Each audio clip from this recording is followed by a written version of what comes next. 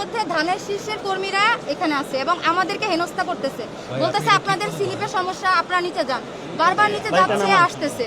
এবং আমি বুথে ছিলাম, যখন আমি স্লিপগুলো দেখতেছি যে ঠিক আছে, কিন্তু তারপরে তারা আবার আমাদের কাছে এসে বলতেছে আপু ঠিক না, আমরা ভোট দিতে পারতেছি না। এর জন্যই আমি আসছিলাম দেখার জন্য যে এখানে কি হচ্ছে।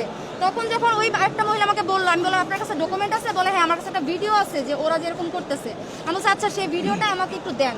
তখন সেই ভিডিওটা ওর থেকে নেওয়ার জন্য আমি ফোনটা যখন বের করি, ওই মুহূর্তে ধানের শীষের একজন কর্মী আমাকে দেখে যে আমি ওদের থেকে ভিডিও নিচ্ছি।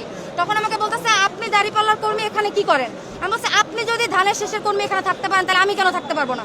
তখন সে আনসারদেরকে বলছে আপনারা নামান না কেন, এরা এখানে কি করবে, এখানে কোনো কর্মী থাকতে পারবে না। তখন আনসাররা বলতেছে জি। আমি বলছি আপনি ওনাদেরকেও নামান আমাকেও নামান। পরে বলতেছে ঠিক আছে নামেন। ওরা আমাকে নিয়ে আসতেছে, ওরা 50 জনের মতো ছিল, আমাকে ঘেরাও করে ফেলছে। তখন আমি আমার সাথে আরো 2জন মেয়ে ছিল, একটা ছেলে ছিল, ভাইয়া আমরা 4 জন ছিলাম। আমরা নামতেছি, সিঁড়ি দিয়ে নামার সময় ওরা আমাকে পিছন থেকে ঘুষি লাথি মারতেছিল এবং নিচে আসার পরে ওরা আমার হাত থেকে ফোন টান দিয়ে নিতেছে, আমার ওন্না টান দিতেছিল। তারপর আমি সেনাবাহিনীর কাছে আমি আমার প্রাণ ভিক্ষা চাই।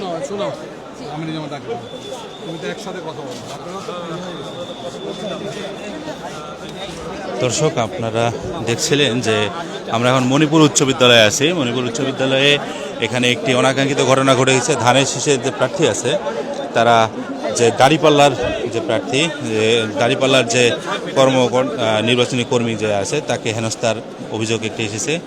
এই বিষয়ে সেনাবাহিনী এবং সম্মানিত আমিরে জামাত এখানে মীমাংসার চেষ্টা করছে।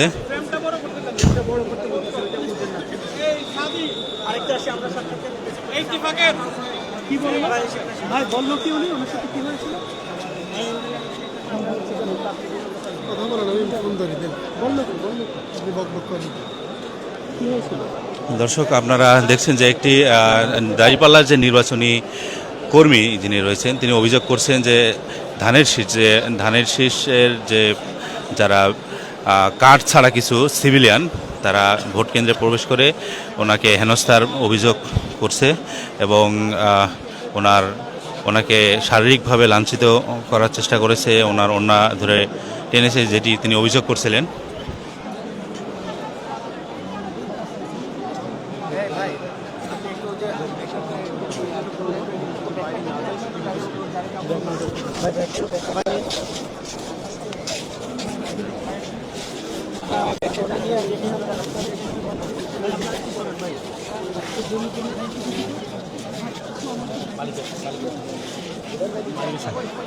আমরা এখন মণিপুর উচ্চ বিদ্যালয় বালিকা শাখা যে আছে, গার্লস যে শাখা আছে সেই শাখায় আছি। সম্মানিত আমিরে জামাত এখানে আছেন। এখানে যে একটি অনাকাঙ্ক্ষিত ঘটনা ঘটেছে সেটি সমাধান করার জন্য এখানে আমরা সেনাবাহিনী সদস্যদেরকে দেখতে পাচ্ছি। আমিরে জামাত তিনি তাদের সঙ্গে এটি আলোচনা করছেন।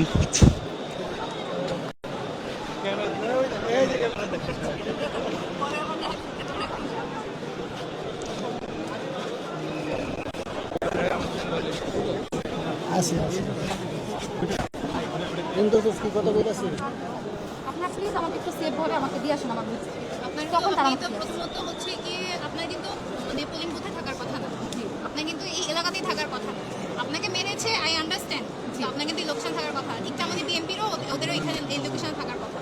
ঠিক আছে, এই মুহূর্তে আমরা এখানে কন্ট্রোল নিয়েছি এবং এখন আই হোপ আমি সবার পোলিং স্লিপ দিয়ে সবার স্লিপ চেক করে এসেছি এবং সব ভোটারের সাথে কথা বলে এসেছি। আমি এখন আর কোনো কমপ্লেন পাইনি, এখন কেন্দ্রটা আন্ডার কন্ট্রোল আছে। ঠিক আছে, কিন্তু যেহেতু আপনার এই লোকেশনে থাকার কথা না, তাহলে আপনি কিন্তু অলরেডি মানে নির্বাচনী জুরিসডিকশনে আপনি কিন্তু এখানে আমি আসতাম না যখন আমার ভোটাররা বারবার ফেরত আসতেছে কোনো প্রবলেম ছাড়াই। আপনার সাথে আমাদের ফোন দেওয়া দরকার ছিল, আমি যদি ঠিক বলে থাকি। আমার সাথে সাথে আমাকে ফোন, আপনি নিজে ইনকোয়ারি না করে সাথে যদি আমাকে ফোন দিতেন আমি ব্রাদার আরো আগে এসে ব্যাপারটা কন্ট্রোলে নিতে পারতাম। আচ্ছা তুমি অফার তোমার ব্যাপার আমরা সেটেল করছি। আপনি একটু আসেন, আপনার সাথে কি হয়েছে আপনি বলুন। আপনি কি পোলিং এজেন্ট? আমি ভিতরে ই করা হয়েছে না, তো আমি অসুস্থ বিধবা আন্টিকে আমার বাসা ওনাকে আমি নিয়ে গেছি, উনি হাঁটতে পারে না। ওনাকে নিয়ে যখন আমি মানে ভিতরে মানে গেছি, আপনি এখানে দাঁড়ান, আমি তো অসুস্থ না। আমি বাইরে ছিলাম। আমি বাইরে থাকা অবস্থায় দেখি যে আমরা আর 2-3 জন কর্মকর্তা যখন মানে সরি আমরা 3 জন কর্মী যখন একসাথে ছিলাম, তখন বললো যে 9-এর পরে মেয়েটা 9 থেকে 10-এ উঠছে। যখন দেখি যে তার আমার স্বর্ণালী আপা, তার নাম, আবার জিজ্ঞেস করছে যে আপনি কি ভোট দিতে আসেন? হ্যাঁ। তা আপনার নাম কি? তখন সে থতমত খেয়ে গেছে। থতমত খাওয়ার পরে বলতেছে যে আপনার বাবার নাম কি? আচ্ছা, তখন বলে একটু সংক্ষেপ করলে মনে হয় ভালো হয়। আপনি ভুক্তভোগী আমি বুঝতে পারছি, মানে যখন যে আমাদের ভোটে গিয়েছেন। আমি তো ভোটের জন্য গিয়েছি, ভোট দেওয়ার জন্য। আপনি ভোট দেওয়ার জন্য জি জি জি। আচ্ছা, ঠিক আছে। তখন আর কি ওই মানে ওই যে অসুস্থ যে আন্টি, সে আর দাঁড়াইতে পারে না। আমি আবার এই সাইডে বাইরে আয়সা পড়া দিচ্ছি। এই মুহূর্তে ওই যে 9 থেকে 10-এ উঠছে মেয়েটা। যখন আমরা ভোটারি দেখছি, তখন তাদের লোক আইসা আমাকে মনে করেন পারলে ধরে মারে, এরকম পরিস্থিতি করছে। হ্যাঁ, এরকম করছে মতন পরে আমার ভাইদের ডাকা হয়েছে যে আমরা যেহেতু কি না আমরা এসে পড়ছি, হ্যাঁ এসে পড়েছি। কিন্তু তখন আপনি- আচ্ছা, একটু আমি sorry, G G G, please বলুন। আপনি বোঝান, আপনি এজেন্ট ছিলেন না, এটা না না না বলে যে আমার আরেক বোন। না, আপনি না, সেটা হইলো কথা। আপনি তো বললেন একজন, আপনি হচ্ছেন বোধা, আপনি নিজের ভোট দিতে গেছেন এবং আরেকজনকে রিসিভ করতে লাগছেন, এই তো এখানে আপনার তারা ঝামেলা করছে, কথা এতটুকু বাস। এখন হতে পারে গায়ে হাত দিবেন। গায়ে তো হাত দিবেন। এবং কেউ তো আইন নিজের হাতে তুলে নিতে পারে না। আমার যদি কোনো কনসার্ন থাকে যে আমি তো দরিদ্রকে আমি ইনফর্ম করার লোকটাও কিছু বলবো, আবার আমি ইনোসেন্ট হই, কিন্তু আমি তো সলভ করার কেউ না। ঠিক আছে, এখন আপনারা কি মনে করেন যে এখানে কোনো কালপিট নাই? আমি কমপ্লিট আমি নাই মানে সেটা ভবনের ভিতরে এরকম আর কেউ নাই মনে করছেন? এই ব্যাপারে তো আমি বলতে পারবো না। এখানে পুলিং অফিসার আছেন, এখানে রিটার্নিং অফিসার আছেন, এখানে অ্যাসিস্ট্যান্ট রিটার্নিং অফিসার আছেন। তারা যদি ভয়ে না বলে, ঘরে তারা যদি ভয়ে না বলে, সবাই- আর এরা যদি এখানে থাকে এবং পরবর্তী পর্যায়ে ধরেন যদি তারা আবার কেউ ক্রিয়েট করে, আপনার যদি আমাদের উপর বিশ্বাস না থেকে থাকে না না আমাদের- আপনার উপর না, হ্যাঁ, মানে আমি আমরা বলতেছি কিন্তু যে আপনাদের আমাদের- মেকানিজমে আপনাদের কাছে সেই অবশ্যই। ইনফরমেশনটা আছে। সেই আপনি বিশ্বাস তো এখানে 100 বার। আমি এই লোকেশনে আসার আগে আমার কাছে মিনিমাম 30টা ফোন এসেছে। যদিও আমার 2টা পেট্রোল এখানে ছিল, আমাকে সাধারণ জনগণ, সাংবাদিক, আপনাদের পোলিং এজেন্টরা, রিটার্নিং অফিসার, ম্যাজিস্ট্রেট সবাই ফোন দিয়েছেন প্রবলেমটা সলভ করার জন্য, কারণ আমি এখানে এই আসনের জন্য দায়িত্বপ্রাপ্ত। না, আমি যদি বুঝি, জি, আমি বুঝতে বলছি, আমি আমার কথা হলো যে এখানে যদি এরা থেকে যায় তাহলে তো আবার তারা প্রবলেম ক্রিয়েট করবে। আমাদের সেই অন জিনিসটা গ্রাউন্ডে একটু আছি। কীভাবে এনশিওর করা যায় সেটা একটু মেজার নেবেন, এটা আমার আমি যেহেতু এখন অন গ্রাউন্ডে আছি, আমি এখানে দায়িত্ব ইনশাল্লাহ। নিচ্ছি। 2 নম্বর হলো এখানে এমন হতে পারে যে ঠিক ক্যাম্পাসে নাই, কিন্তু আউটসাইড দ্য ক্যাম্পাস আমাদের কাছে ইনফরমেশন যে তারা আছে, সেটা একটা মেজার নেওয়া যাবে। কেউ এখানে এজেন্টের বাইরে এবং যারা ইলেকশন কন্ডাকশনে আছে তাদের বাইরে কেউ থাকতে পারে। ইলেকশন আবার যখন শেষ হয়ে যাবে এরপরে যেন আর কেউ না থাকে এবং কেউ ঢুকতে না পারে। এদিক থেকে কিন্তু আমি প্রত্যেকটা যতগুলো আমি প্রত্যেকটা কেন্দ্র ভিজিট করেছি, প্রত্যেকটা কেন্দ্রের সামনে প্রত্যেকটা পলিটিক্যাল পার্টির লোকজন কিন্তু এখানে দাঁড়িয়ে আছে। এখানে আমি যেটা বলতে চাচ্ছি সেটা হচ্ছে গিয়ে আপনারা যেমন আমাদের কাছে সহযোগিতা চাচ্ছেন, আমাদেরও সহযোগিতা আপনাদের প্রয়োজন। যেমন অবশ্যই। হচ্ছে গিয়ে সাধারণ Mutual. জনগণ একটু ভয় পাচ্ছে যে এত কেন পলিটিক্যাল পার্টি, সবার এখানে হচ্ছে গিয়ে আইডি কার্ড ঝুলা।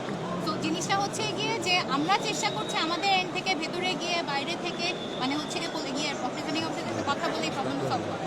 তো আপনার এন্ড থেকে আপনি যদি কাইন্ডলি হ্যাঁ, এটাই আপনাদের আমার না, আমার কথাই না, আমার লোক থাকলেও বের করে দেবে। জি জি জি প্লিজ এই যদি জিনিসটা যদি আপনি অ্যাপ্রোপ্রিয়েট একজন লোক ওখানে না থাকে, আমার লোক আর কেউ থাকবে না, এজেন্ট থাকবে। এই তো এজেন্টের বাইরে আর কারো থাকার কথা না।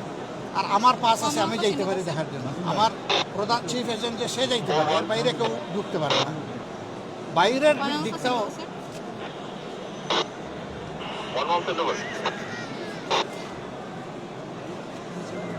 আচ্ছা ঠিক আছে বাইরের দিকটাও এনশিওর করতে হবে যাতে কোনো আওয়ারে ফুল কাউন্টিং এবং রিজাল্টসের সাইন না হওয়া পর্যন্ত এজেন্টের বাইরে আমি হলেও আমাকে ঢুকতে দেবে, জি আটকায় দেবে। জি আমি অনুরোধ করে গেলাম, সে যেই হোক তার চোখের দিকে তাকানো যাবে না, যত বড় লোক হোক। আমরা এইটুকু চাই যে আপনারা এটা এনশিওর করুন। অবশ্যই আর